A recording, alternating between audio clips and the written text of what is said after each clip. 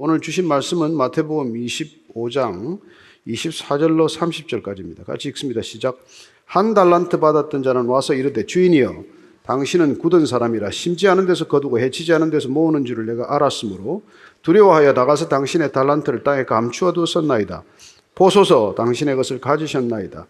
그 주인이 대답하여 이르되 악하고 게으른 종아 나는 심지 않은 데서 거두고 해치지 않은 데서 모으는 줄로 내가 알았느냐. 그러면 내가 마땅히 내 돈을 취리하는 자들에게나 맡겼다가 내게 돌아와서 내 원금과 이자를 받게 하였을 것이라 하고 그에게서 그 한 달란트를 빼앗아 10달란트 가진 자에게 주라. 무릇 있는 자는 받아 풍족하게 되고 없는 자는 그 있는 것까지 빼앗기리라.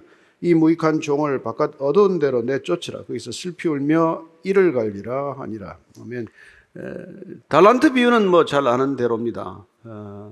달란트 무게가 얼마인지에 대해도 달라요. 그래서 구약시대 때는 한 34kg, 바벨론 때는 60kg, 헬라 시대 때는 20kg 해서 이게 무게가 다릅니다. 그러니 당연히 가격도 다르겠죠. 뭐 130억이 된다, 뭐 그런 사람도 있고 20억 된다, 이런 여러 가지 의견이 있어서 그걸 특정하지는 않겠습니다. 다만 엄청난 돈이라는 것은 분명하죠. 주인이 먼 길 떠나면서 5달란트, 2달란트, 1달란트 한씩을 맡겼어요. 1달란트라도 어마어마한 돈입니다. 믿고 맡겼다는 것, 이게 대단히 중요한 얘기예요. 그 돈을 어떻게 믿고 맡깁니까? 종한테. 무슨 근거로 그 돈을 믿고 맡기냐는 것이죠.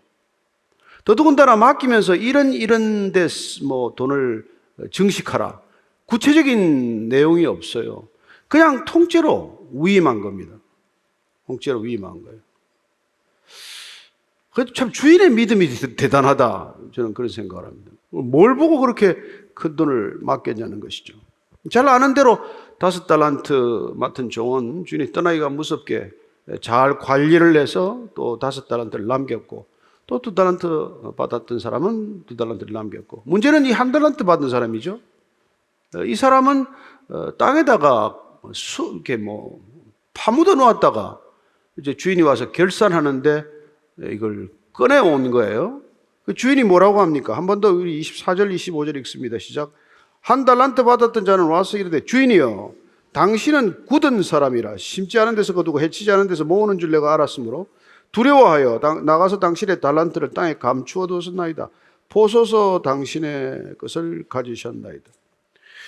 이 뭐 1달란트 받은 사람은 와서 지금 그걸 도로 파가지고 와서 내놓고는 당신이 굳은 사람, 엄격하고 가혹하고 좀 인정머리 없는 사람이라는 뜻이에요.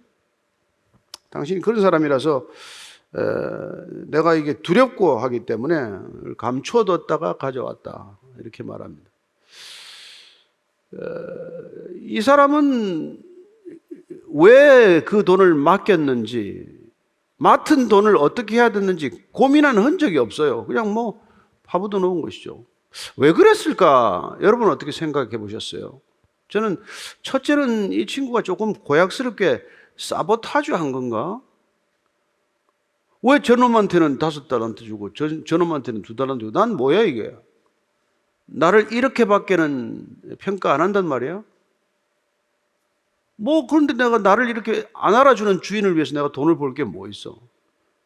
그냥 뭐 내버려 두지 뭐. 오면은 뭐 안전하게 주지 뭐. 괜히 뭐 손댔다가 이렇게 뭐 까먹으면은 원금이라도 까먹으면 저 사람 뭐 가만두지 않을 사람인데 보니까 그냥 원금이라도 제대로 돌려주자.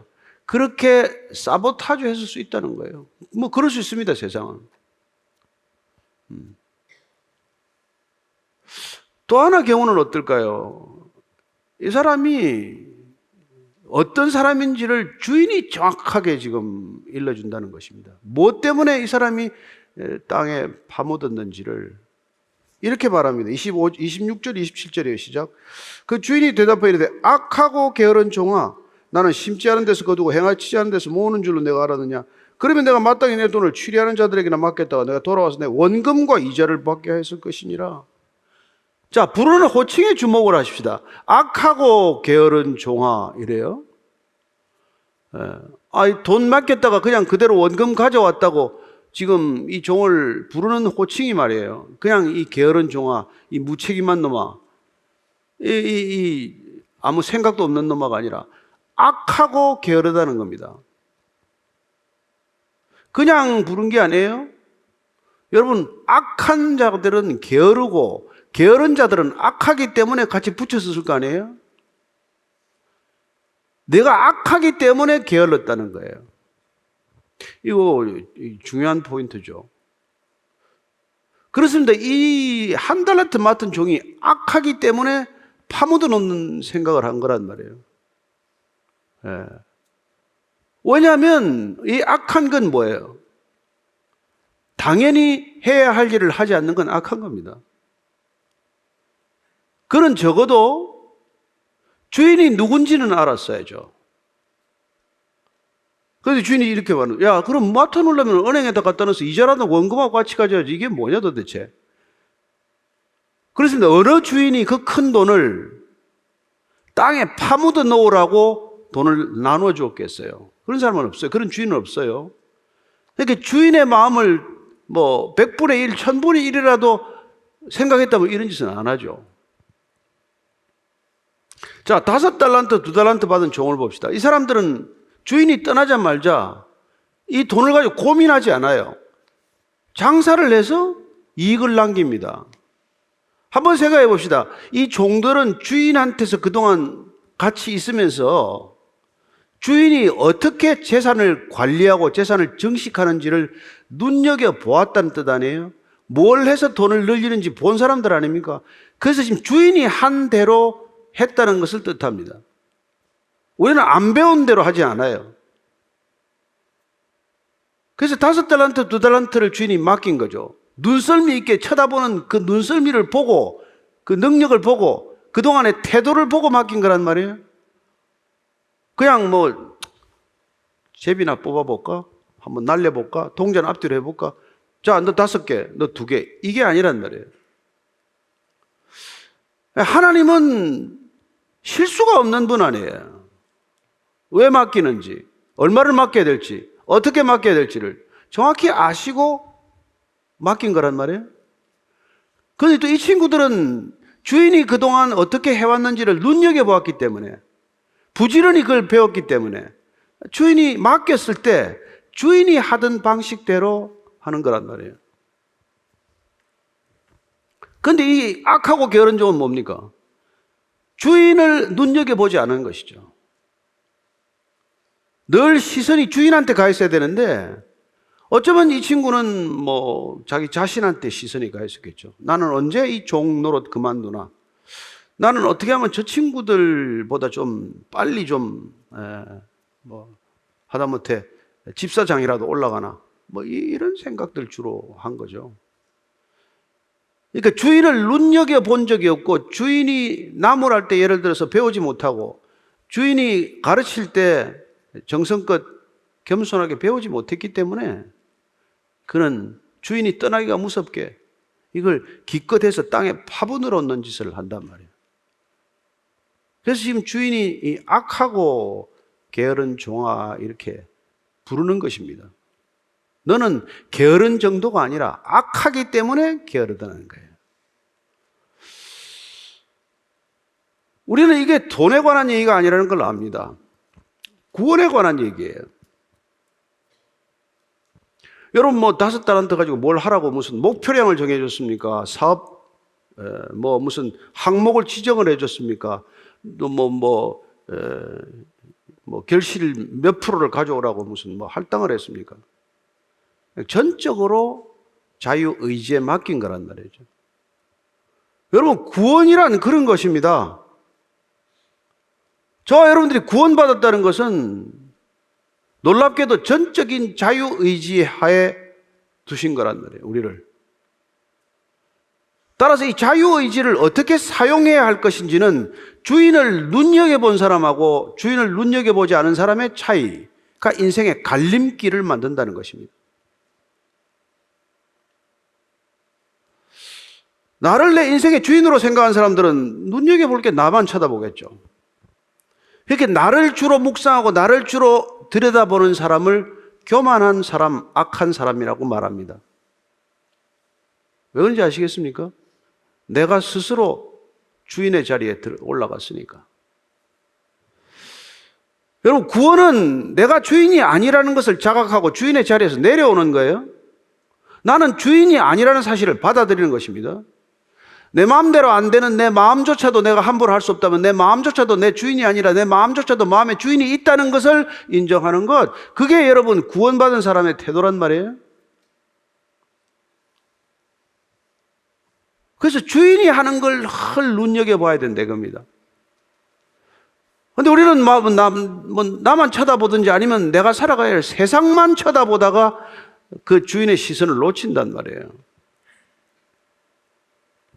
그래서 세상을 살면은 자연스럽게 교만해지게 됩니다. 세상을 따라 살면은 자연스럽게 악하게 살게 돼 있어요.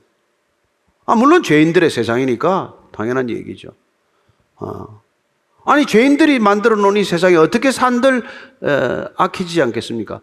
부지런하면 부지런할수록 악해질 거예요. 그래서 부지런하게 악하다가 이 악한 종이 게으른 선택을 하는 거예요. 부지런하게 악한 걸 생각하다가 게으른 선택을 한다는 것입니다. 이게 참 인생의 서글픈 역설이에요. 머리는 부지런히 악한 것을 생각했는데 정작 행동을 결정할 때는 게으른 행동을 선택한 거라는 것입니다.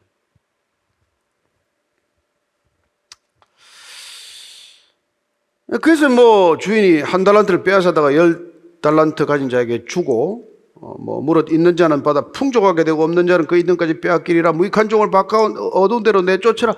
이 얘기에 여러분, 얘기는 돈을 잘 벌어라 이런 얘기 아닌 거 아시죠? 돈을 잘 벌어라. 그리고 돈을 잘 버는 사람한테 돈을 몰아줘라 이런 얘기도 아니에요. 그렇게 해석하면 오산입니다.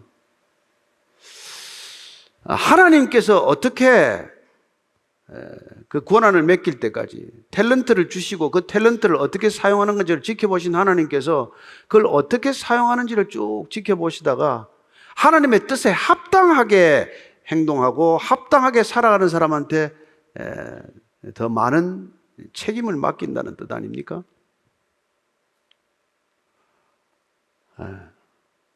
그래서 놀랍게도 하나님께서는 1달란트 받은 자는 쫓아내버려라.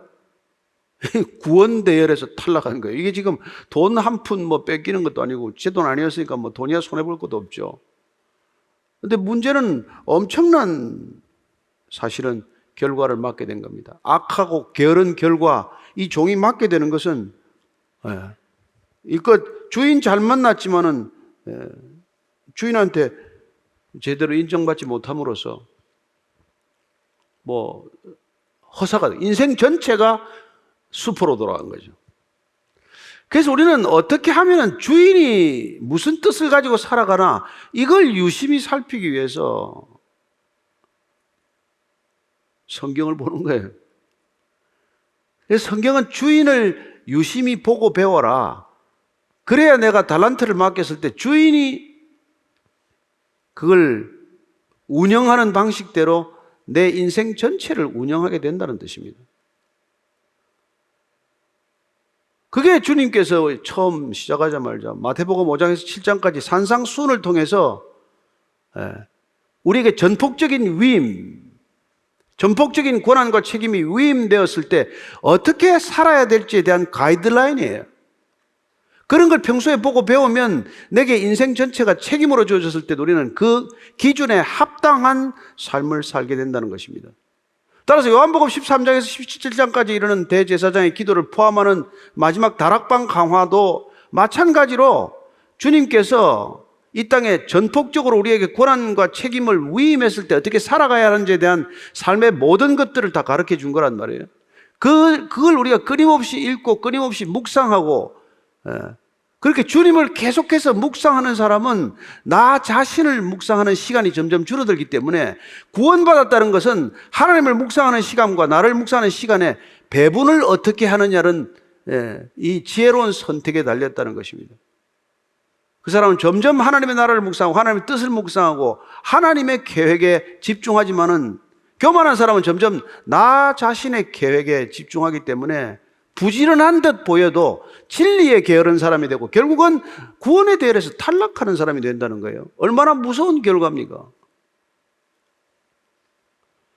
뭐로 부지런한 거고 뭐가 게으른 거냐 이거예요. 오늘 우리는 이 말씀의 제목을 게으른 그리스도인이라고 붙였습니다만 게으른 그리스도인은 없어요. 반 그리스도인입니다.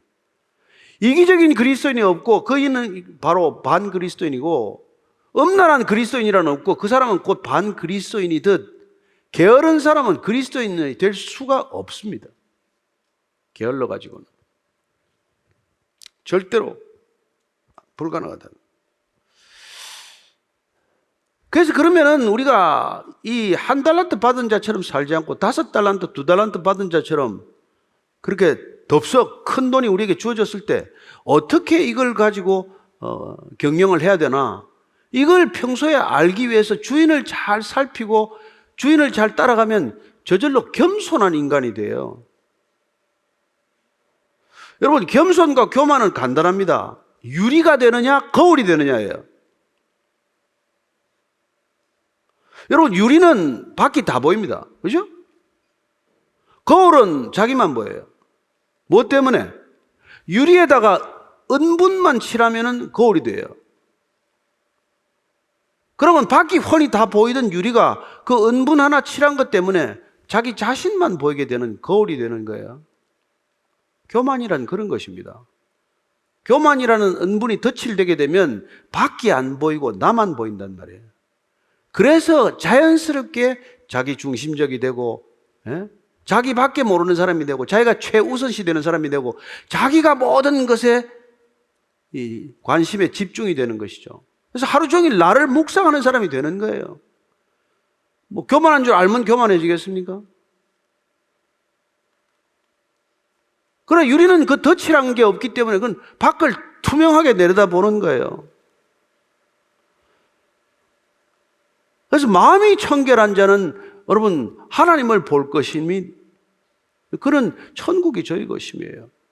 마음이 청결한 건 은분이 없는 유리거울과 같아서 사실을 사실대로 보는 것이고 있는 것을 있는 그대로 보는 것이죠. 그러나 덧칠이 되면은 자기밖에 못 보이기 때문에 자기만 보는 사람의 특징이 뭐겠어요? 어디를 가나 자기가 중심이기 때문에 자기 주변의 사람들과 끊임없이 비교하는 사람이 된다는 것이 또한 비극적인 결과예요. 그래서 이 사람은 필시 1달란트 받는 것 때문에 그냥 성질나서 일 안 하는 거예요. 자기를 10달란트 줬으면 뭐 까먹어도 일했을 사람이죠. 그래서 거만한 사람은 가면 가는 곳마다 여러분 자기 자신을 드러내는데 그 드러내는 방식이 뭔지 아십니까? 우월감이 아니면 열등감이에요. 그 자신이 유리처럼 투명하다면 그런 사실을 뭐 드러낼 이유가 없는데 그게 아니기 때문에 어디를 가나 누구와 비교하든 비교하게 되고 끊임없는 비교 속에서 항상 우월감을 느끼든지 아니면은 적어나마 열등감에 빠지게 된다는 것입니다. 인생이 얼마나 피곤하겠어요? 얼마나 힘들겠습니까? 얼마나 기쁨이 없겠어요? 얼마나 여러분 그 삶이 소모적입니까? 그래서 주님께서 그걸 들여다보지 말라고 하신 인생에 아주 큰 유리를 주셨어요. 그 유리의 제목이 하나님의 나라예요. 하나님의 나라. 그게 마태복음 6장 33절이에요. 시작. 그런즉 너희는 먼저 그의 나라와 그의 의를 구하라. 그리하면 이 모든 것을 너희에게 더하시리라. 모든 것을 더하시겠다는 것은 유리밖에 투명한 것들 모든 것들이 다 하나님의 그 있는 그대로의 것이라는 것이에요.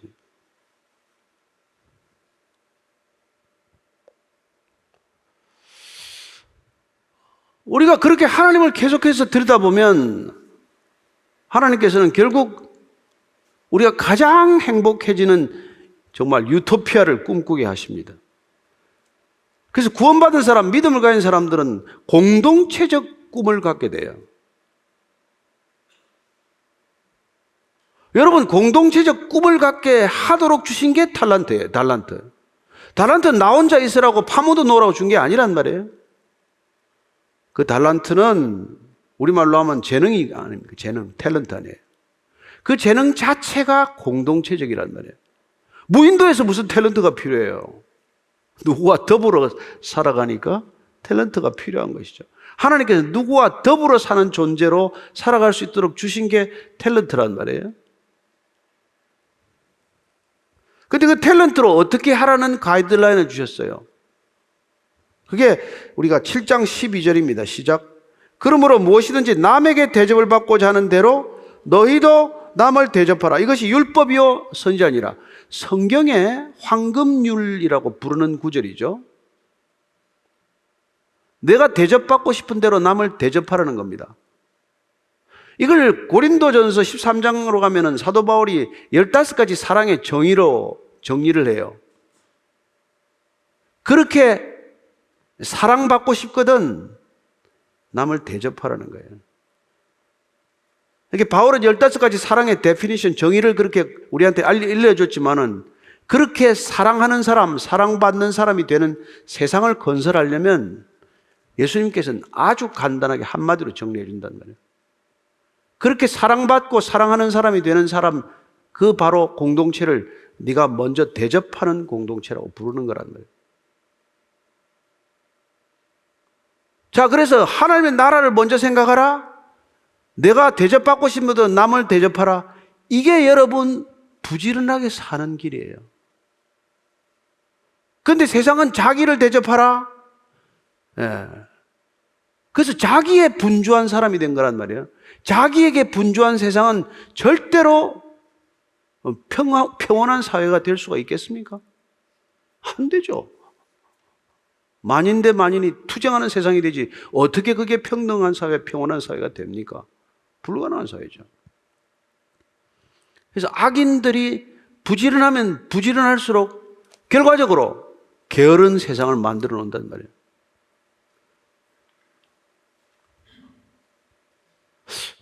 어제 기사인가 보니까 끈질기게 비트코인을 가지고 있다가 사흘 만에 1조를 벌었다는 기사가 났어요. 그런 게 꿈이 되는 세상이 되는 거예요. 네. 사흘 만에 1조를 벌었다?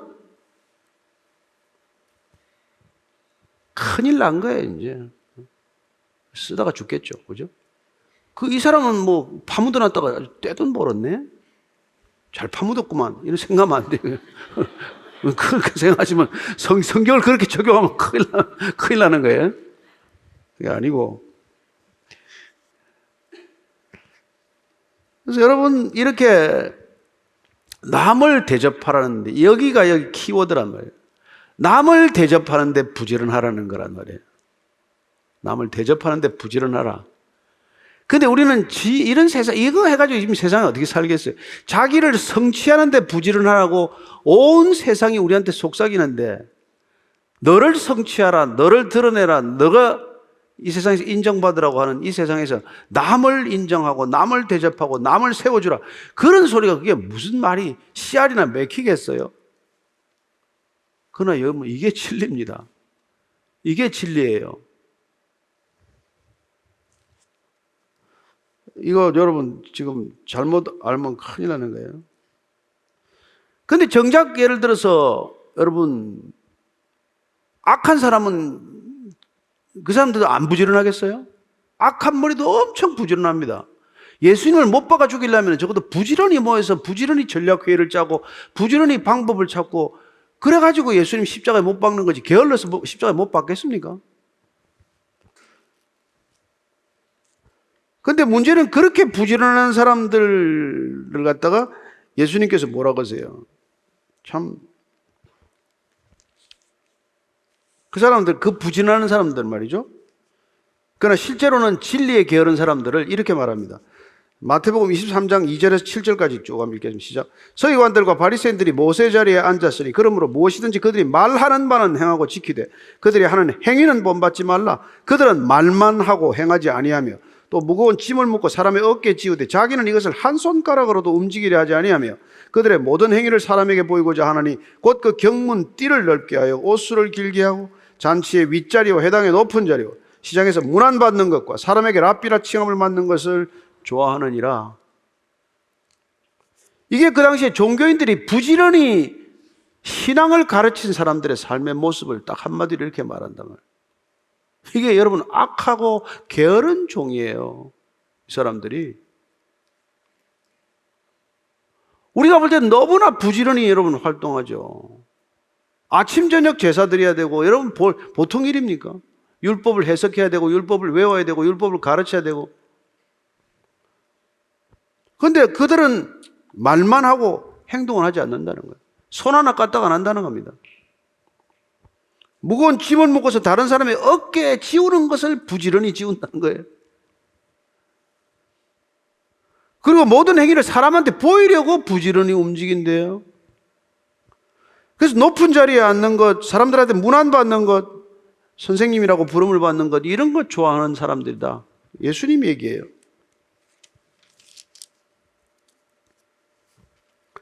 그래서 이들이 부지런하게 해서 결과가 뭔지를 지금 23장 15절에서 13절에서 15절 이렇게 말씀하고 있습니다. 시작. 화 있을진저 외식하는 서기관들과 바리새인들이여, 너희는 천국 문을 사람들 앞에서 닫고 너희도 들어가지 않고 들어가려 하는 자도 들어가지 못하게 하는도다. 화 있을진저 외식하는 서기관들과 바리새인들이여, 너희는 교인 한 사람을 얻기 위하여 바다와 육지를 두루다니다가 생기면 너희보다 배나 더 지옥 자식이 되게 하는도다. 천국 문을 부지런히 닫는데요, 이 사람들이. 자기도 들어가지 않고 남도 못 들어가게 하느라고 천국 문을 부지런히 닫는 사람들이랍니다. 여러분, 이단들 얼마나 열심인지 아십니까? 게으른 이단 하나도 없어요. 예. 정말 성경 공부 많이 하고, 그냥 전도 많이 하고, 그냥 월급도 전액 본부로 들어가고 말이죠. 젊은 애들이. 그 누구 때문에 그래요? 부지런히 천국 문을 닫는 사람한테 끌려가서 그런 거 아닙니까? 자기는 들어가지도 않을 테니까 남도 못 들어가게 말이죠. 여러분, 이단의 문제는 보통 심각한 문제가 아니잖아요. 근데 대놓고 이단은 또 뭐 조금 알긴 하지만은 슬며시 이단은 우리가 분간도 못 해요. 그잖아요.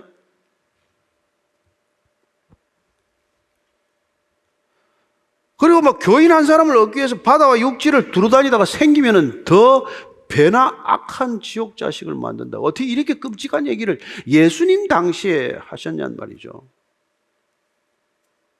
그래서 우리는 누가 게으르고 누가 부지런한지를 분명히 알아야 된단 말이에요. 정말 하나님의 뜻을 위해서 부지런한 것과 자기의 뜻을 위해서 부지런한 것은 부지런하지만은 악하고 게으를 뿐이라는 것을 우리가 다시 한번 통감해야 되는 거죠. 그래서 여러분들이 저를 볼 때도 잘 봐야 돼요. 저 사람 부지런한 것 같은데 악하고 부지런한가?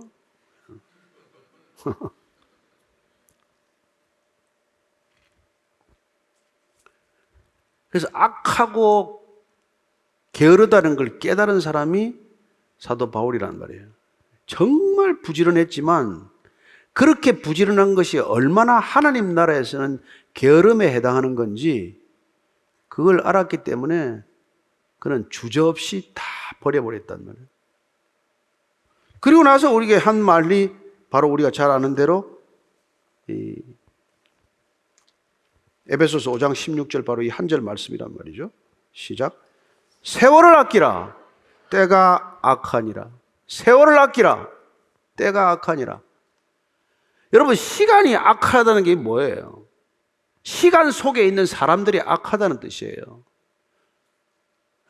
그리고 세월을 아끼라고 하는 이 헬라어 원어 그 자체는 시간을 건져 올리라, 구원하라, 구속하라는 뜻이에요. 악한 자들의 손에 있는 시간을 건져 올려야 된다는 거예요. 여러분, 이 시간이 악한 자들의 손에 지금 다 들어가 있어요. 때가 악하기 때문에, 이 시대가 악하기 때문에 시간이 전부 악한 자들의 손에 들어가 있단 말이에요. 그 시간을 우리가 구속해라, 그 시간을 구원하라, 그 시간을 건져 올리라, 그 크로노스 흘러가 버리는 시간을 하나님의 때와 하나님의 뜻을 위한 카이로스의 시간으로 만들라.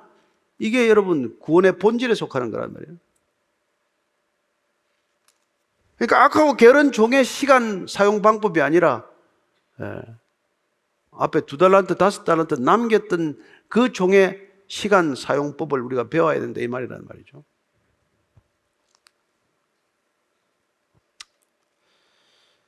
여러분, 시간을 구속해야 된다 이 말 뜻이 정확히 안 올 텐데, 인간들이 쓰는 시간 방법을 따라가다 보면 여러분들은 악한 길로 접어든단 말이에요.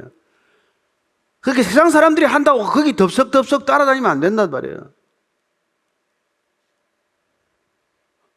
여러분, 텔레비 앞에 앉아서 뭐 하게 되는데요, 여러분들. 뭐 하게 되는 게 우리가 뭐 하게 돼요? 유튜브 앞에 앉아있으면 우리가 뭘 주로 보게 되는데요? 뭐 나쁜 것만 본다는 뜻은 아닙니다.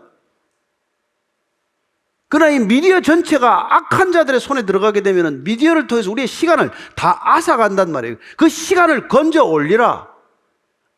그게 구원받은 자의 삶이다. 그게 게으르지 않게 사는 거다. 이렇게 부지런히 유튜브 보고 부지런히 홈쇼핑하는 게 부지런한 게 아니란 말이에요. 부지런히 게임하는 걸 보고 우리가 애들 보고, 야, 너 부지런하다, 너 어떻게 그렇게 근면하니? 누가 그런 얘기를 해요? 안 그러잖아요. 그러니까 이 악한 세상이 시간을 쓰는 그 시간에 그냥 덥석덥석 말려 들어가면은요, 저도 여러분 골프 한동안 열심히 쳤어요. 뭐 여러분들 치지 말라는 얘기가 아니라 내가 계산해 보니까 박사학위 3개쯤 할 수 있는 시간을 골프장에 쏟았더라고. 그래봐야 핸디캡 한 12 치다가 그만뒀는데, 하루 종일 시간 쓰는 거 아니에요? 사실 가면은 미국처럼 칸츄리 클럽이 집 뒤에 동네입니까? 그냥 끌고 갔다가 와서 18홀 돌고 오면 그만입니까? 가서 1시간 차 운전하고 가서 먹고 가서 마시고 얘기하고 하루 종일 걸리는 일을, 그걸 우리가 하는 걸 그냥 남들이 하기 때문에 따라가면 안 되는 말이에요. 우리 사업 때문에 하는 사람은 할 수 없죠. 또 전도하겠다고 하는 사람도 기특한 사람이에요. 그런 목적조차도 없이 그냥 내가 스코어를 싱글 되나 안 되나 봐라 해서 뭐 할 텐데, 싱글하면 훈장 받나? 그 다음 홀에 가면 버디 했다가 더블파하고 그런 거죠. 그래서 악한 자들하고 살아가면서 어떻게 살아야 될지를 바울이 골로새서 4장 5절 이렇게 말씀하는 것입니다. 같이 읽습니다. 시작. 외인에 대해서는 지혜로 행하여 세월을 아끼라. 똑같은 말, 세월을 아끼예요. 엑사고라조라는 동일한 헬라어 동사입니다. 악한 자, 이 외인에게 대해는 여러분 불신자들, 안 믿는 사람들, 그런 사람들하고 같이 지낼 때는 지혜롭게 행해서 시간을 건져 올리라. 안 믿는 사람들하고 살 때 그들과 안 살 수는 없어요. 그들과 같이 관계를 끊을 수는 없어요. 그러나 그들하고 같이 지낼지라도 지혜롭게 행함으로써 시간을 건져 올리라 이렇게 말합니다. 흘러가는 크로노스의 시간, 자연적인 시간으로 내어버려 두지 말고 그 시간을 하나님의 시간, 하나님의 뜻에 따라서 예정된 시간으로 움직이는 카이로스의 시간으로 여러분들이 건져 올릴 때, 모든 크로노스의 시간을 하나님의 카이로스의 시간으로 그 모든 기회를 활용하고 선용하는 사람이 되어라. 이게 지금 바울의 당부란 말이죠. 얼마나 공평합니까? 시간은 다 동일하게 주어지지 않았어요. 그러나 동일하게 주어진 시간을 예수님께서는 3년 쓰고 다 이루었다라고 말씀하십니다.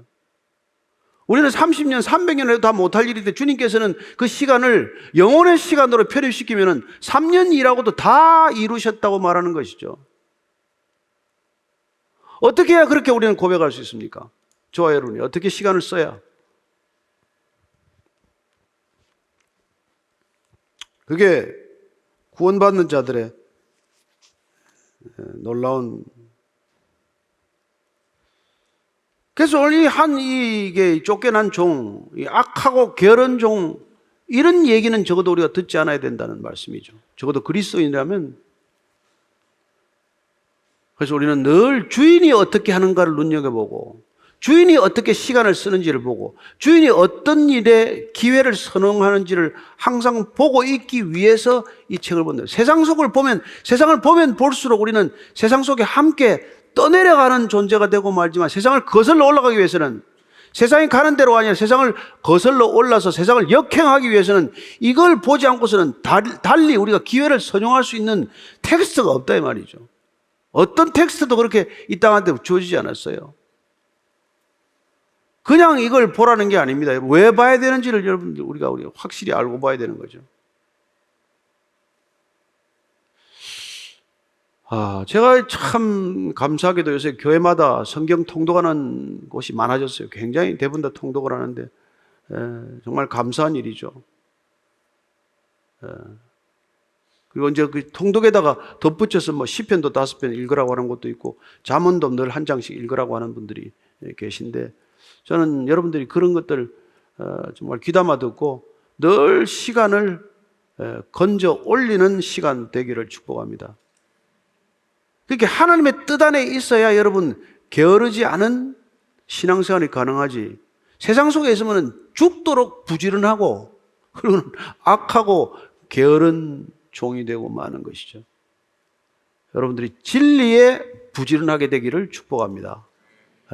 하나님의 뜻에 부지런하기를 축복합니다. 세상이 가고자 하는 뜻에 너무 부지런은 떨지 말자는 것이죠. 적당히 거리도 두고, 가야 될 때가 많지만 좀 자를 땐 자르고, 좀 서운한 것 같은 관계가 있어도 여러분 잘라도 관계 없습니다. 아무리 부지런히 여러분들이 인맥 관리한다고 시간 다 보내봐야 하나님 관계가 옅어지면 무슨 소용이 있어요? 하나님 관계가 튼튼하면 여러분들이 인맥 관리가 좀 소홀할지라도 하나님께서 여러분들을 반드시 필요할 때 필요한 관계를 통해서 필요한 일을 하실 것입니다. 그래야 우리를 진실로 게으르게 내버려 두지 않고 하나님의 뜻에 따라 부지런하게 살아가는 그리스도인들 되게 하실 줄로 믿습니다.